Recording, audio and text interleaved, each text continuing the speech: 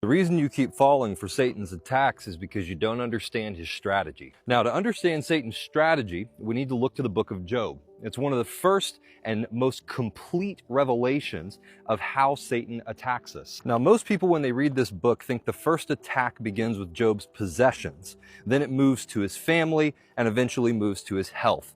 And so we'll tend to read this book and think the things we need to look out for is when there's a disruption to our finances or when there's some type of health issue in our life, and we'll tend to look for these things as the indication of attack. And of course, subsequently, when they come, we will also tend to pray against them. And so our energy becomes focused on attacking or defending against the attack on possession, the attack on health, or the attack on the things that we love. But in actuality, the first attack doesn't come until after Job is afflicted with sores. Now, let me show you how unbelievably crafty and deceptive Satan is. When I read the story of Job, the thing I always thought was strange was that Satan comes in and he destroys all of his possessions, he takes his children, he eventually takes his health, and yet for some reason, he left his wife alive. Now, the reason this stood out to me is that Satan's argument to God was that you are protecting all the things that are in Job's life.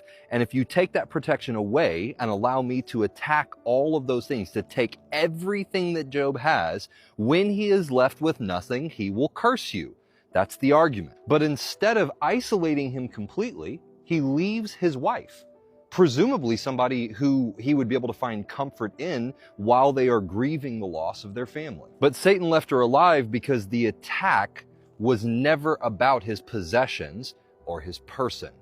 The attack was always about his perspective of who God is. But he left his wife alive because the attack hadn't happened yet.